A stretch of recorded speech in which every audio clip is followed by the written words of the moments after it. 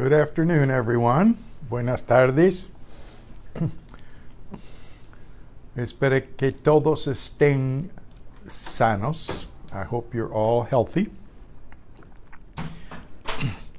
And today, as I remember, we had finished the vocabulario section on page 341. And I wanted to know if along the way, when you looked back at that, we went through the expresiones corrientes with Lalo and Trini and their conversation, you would say. Lalo's really trying to come on to her, and she's not having it. So everything he suggests, she makes an excuse. Did you follow that? Did you read back over it? And do you have any questions on that? I think I explained what a decimo is. Decimo is a tenth.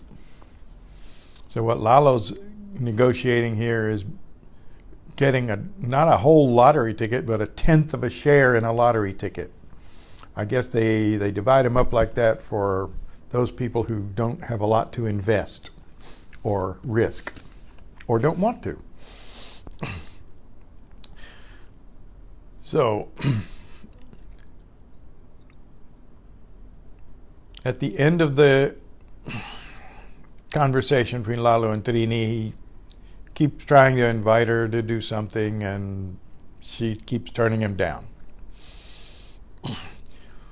¿Quieres café? He says. Me quita el sueño. El sueño is sleep in this case. Otherwise, other contexts, it means a dream. Me quita el sueño. It takes my sleepiness away. ¿No quieres tomar una copa? No seas tonto. Don't be silly. ¿Quieres que bailemos? Want to dance? Want us to dance? Otro día. Another day. Okay. Algunos verbos nuevos we talked about, and I wanted to ask if you had come up with any questions about these verbs: echar, soñar, cumplir, nevar, enamorar, enamorarse, enamorarse de, and vestir and vestirse.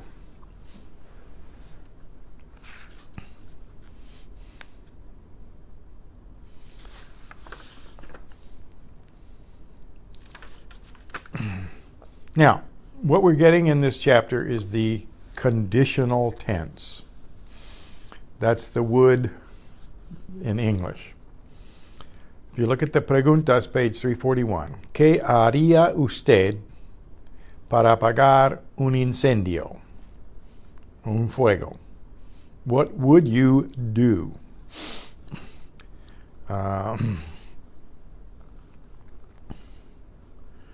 And number 2, ¿Con quién sueña usted? Soñar, the verb, takes the meaning to dream. Instead of dreaming about in Spanish, you use con, to dream with something. Cumplir, it means to finish or to accomplish, but it's used with age. ¿Cuántos años ha cumplido usted?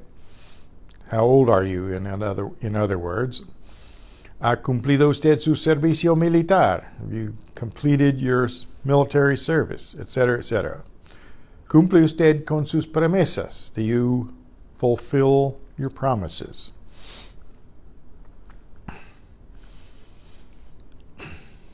And nevar, meaning to snow. And we had the various places where it might snow or not. We had to answer those questions, and we had to know where these places were. Cusco, La Paz, Pico Bolívar, etc. So that's our geography quiz. ¿Cuántas veces se ha enamorado usted? How many times have you fallen in love? ¿De quién se enamoró usted? Of whom were you enamored?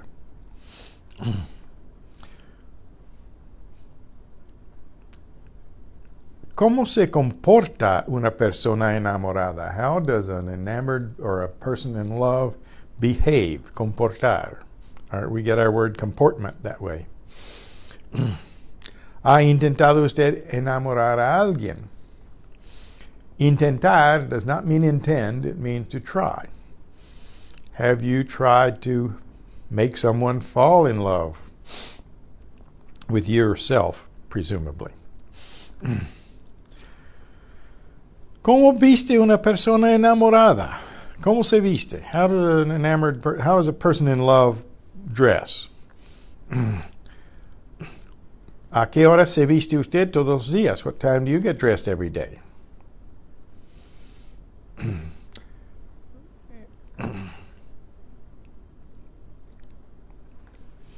So, I think we did those.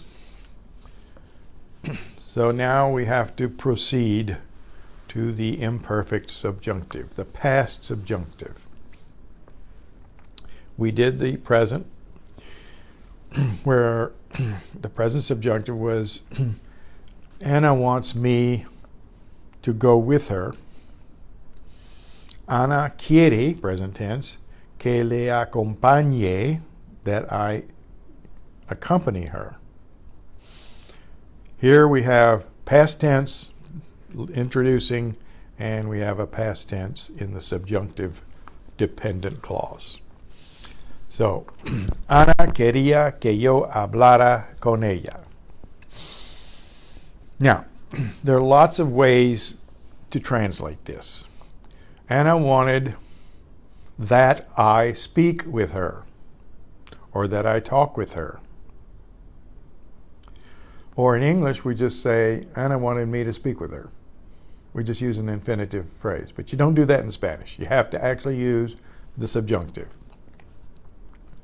So if you run through these 6 examples here, they run through the various possible subjects. Yo, tú, usted, nosotros, vosotros, ustedes. But what they all have in common is the ara, ara, ara. Yo hablara, tú hablaras, usted hablara, nosotros habláramos, vosotros hablarais, y hablaran. Same way with estudiar. Estudiara, estudiaras, estudiara, estudiáramos, estudiarais, estudiaran. That's what you need to do. You need to rehearse these things out loud through all of the 6 forms. And then we have the reflexive use, acostarse, which means to go to bed or lie down. And in this case, it wasn't being advised, or someone wasn't wanting someone else to do something. We had doubting. Pepe dudaba que me acostara temprano. Pepe doubted that I went to bed early. The last one of the 6, Pepe dudaba que ellos se acostaran temprano. Pepe doubted that they went to bed early.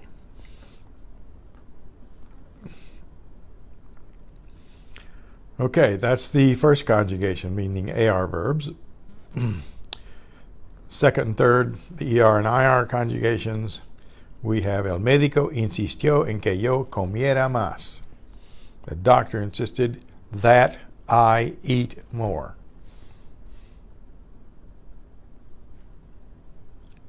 El médico insistió que tú comieras más. The doctor insisted that you eat more. Now, notice that we say that second clause in the present tense. We could even say, the doctor insisted for me to eat more in English. You're free to translate it that way. But you get the drift that the comiera part and the insistence of the doctor that someone do something is calls for the subjunctive. And so when your first clause is in the past tense, the second clause will be in the imperfect subjunctive, the past subjunctive. Top of 343, también insistió en que nosotros comiéramos más. He also insisted that we eat more.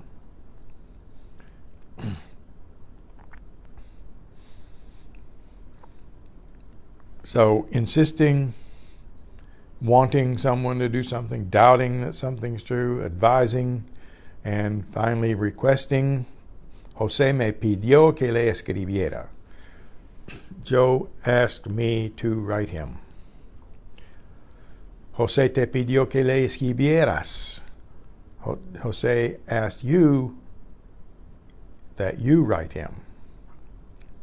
In English, we say, José asked you to write him. So what we use a simple infinitive phrase for, Spanish requires a whole new clause in the imperfect subjunctive. And then the roots change in certain verbs.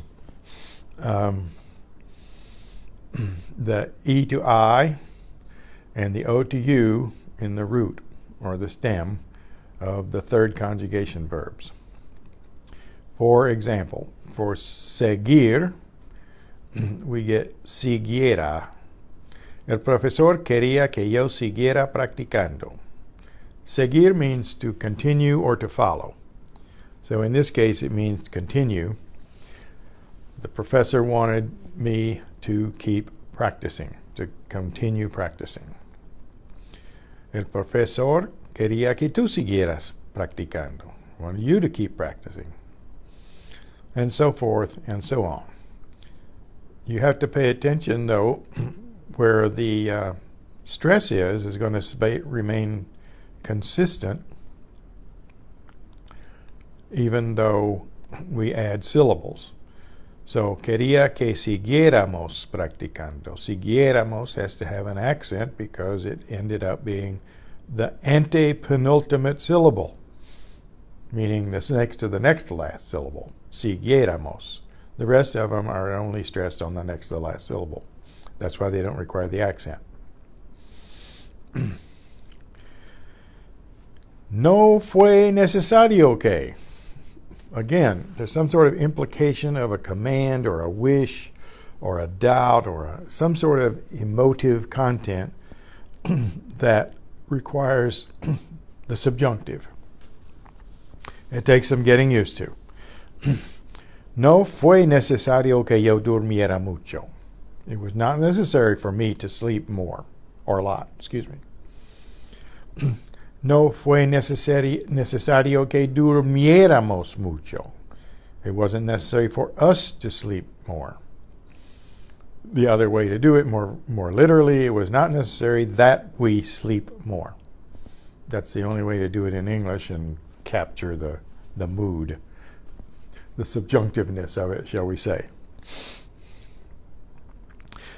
Special verbs at the bottom of page 343, dar, estar, and andar. Dar, despite the fact it's an AR verb, seems to behave like another ER or IR verb. Someone at the door? Yeah, I think so. She had a paper in her hand. Excuse us. Dar, despite being an AR verb, looks like it has an ER and IR endings. So we just go with it. Diera, dieras, diera. Diéramos, dierais, dieran. Say those to yourself over and over again when you come to these conjugations so that you internalize them. Otherwise, you'll have a lot of trouble dealing with this subjunctive mood. In estuviera, you'll recognize the V there from the preterite tense in estar. Estuve, estuvo, estuvimos, etc. So we use the same root. Estuviera, yo estuviera. Tú estuvieras. Usted estuviera. Nosotros estuviéramos. Vosotros estuvierais. Ellos estuvieran. And then peculiarly, andar, which is otherwise a regular verb, takes on in its preterite tense, and of course that root carries on into the imperfect subjunctive with the V. Anduviera. El doctor me dijo que anduviera más. The doctor told me to walk more. Anduvieras, anduviera, anduviéramos, anduvierais, anduvieran. Just have to remember that that root changes in the imperfect subjunctive of andar.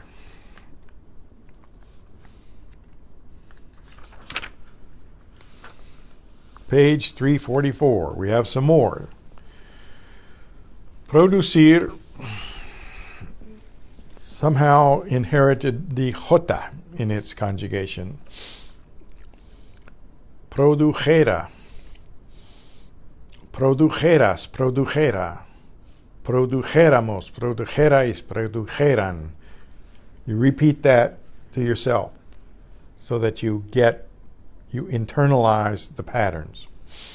Ser and ir are identical in this tense, just as they were in the preterite tense. So the context will tell you the difference between going and being, okay?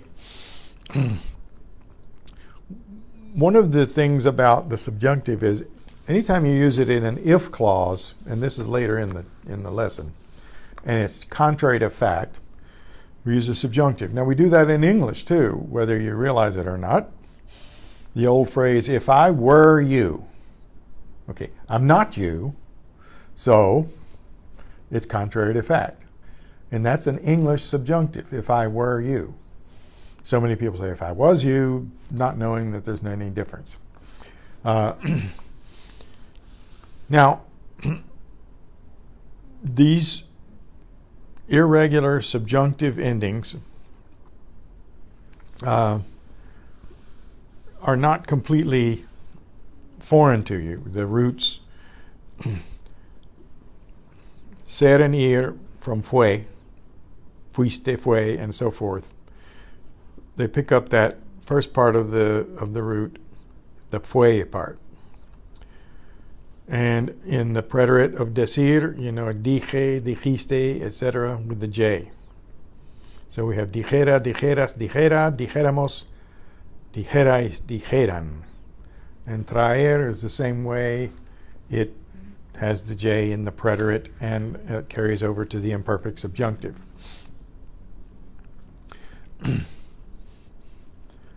Leer picks up the Y in the middle to prevent or to separate the two E's. Leyera, leyeras, leyera, leyéramos, leyerais, leyeran. Similarly, creyera, creyeras, creyera, creyéramos, creyerais, creyeran. So, Pepe dudó que yo le creyera. Pepe doubted that I believed him. Okay? The that I believed him is the subjunctive.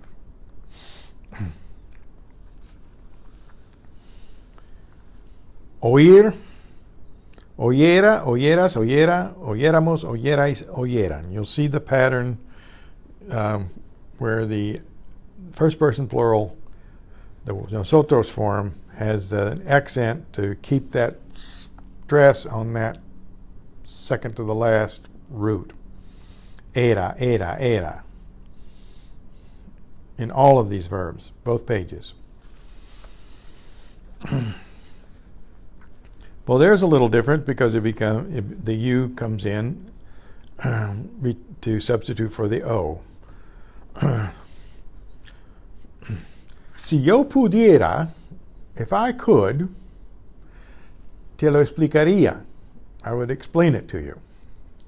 Te lo explicaría. Or in this case, os lo explicaría. I would explain it to you all. So we use the conditional tense following the imperfect subjunctive as a pattern. If I could do something, I would do this other. If something, something would happen. So that's your mental clue that you're going to be dealing with the imperfect subjunctive and the conditional tense. There's no substitute to memorizing these forms. So I just suggest that you rehearse them from time to time. Don't try to learn them all at once. Your mind can't take it. No one's mind can take it. Page 346, you have some more. Querer with the Q-U-I-S root.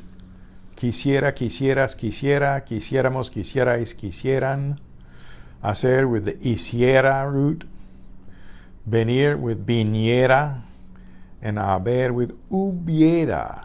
Now, haber, remember, is the root, is the infinitive for I, and also a, as, a, etc.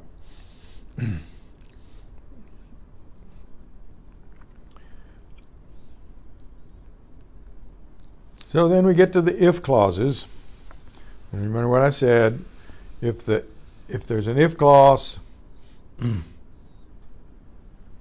and that again it's contrary to fact, in other words, it's not really true, if something were to happen, so to speak. Okay, present tense. Juan estudia. Cuando estudia, toma café. Si Juan estudia, toma café. John studies, he's studying. When he studies, he drinks coffee. If Juan's studying, he's drinking coffee. Now, let's change the whole thing. Pepe does not study. No toma café tampoco. He doesn't drink coffee either. Si Pepe estudiara, tomaría café. If Pepe studied, he would drink coffee. But since he doesn't study, he doesn't drink coffee, right? That's the whole idea there. They're trying to make it make sense with the context. Okay, Juan va mucho al cine. John goes to the movie a lot. Siempre lleva a María. He always takes María. Cuando Juan va al cine, lleva a María. Yeah. If John goes to the movie, he takes María. Now, the if John goes to the movie is not contrary to fact here. It's just kind of like when it happens. But look at the next one. Pepe nunca va al cine. He never goes to the movie. Nunca lleva a nadie al cine. He never takes anybody. Si Pepe fuera al cine, if Pepe were to go, if he did go, we would say maybe, llevaría a Julieta. He would take Julieta. So, the imperfect subjunctive and the conditional tense go together. If in subjunctive and would, something would happen, is in the conditional tense. So look at the next example. Si Ramón tuviera mucho dinero, se compraría un coche nuevo. If Ray had a lot of money, he'd buy himself a new car. Si Ana estuviera en Acapulco, no estudiara mucho. If Anna were in Acapulco, notice that we use the subjunctive in English. If Anna were in Acapulco, she would not study much. Conditional tense. Si hiciera mucho frío, now that comes from hacer frío, so if it were very cold, me pondría un abrigo. I would put on a coat.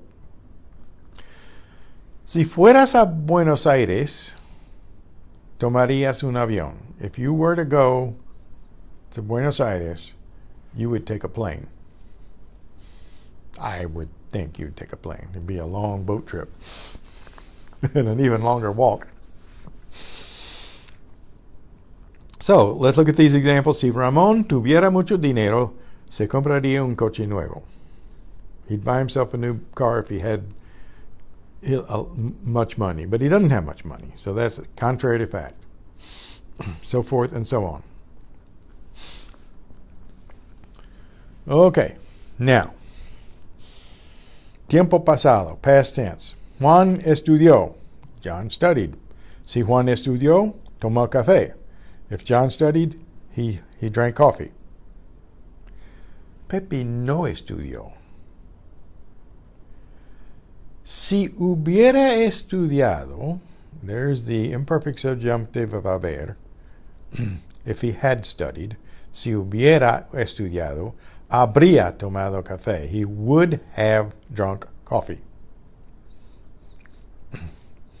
So you get the imperfect subjunctive and the conditional tense. With the si clause, the si meaning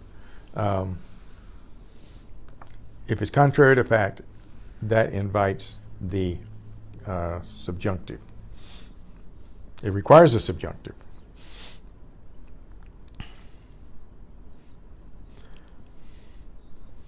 Juan fue al cine. Si Juan fue al cine, llevó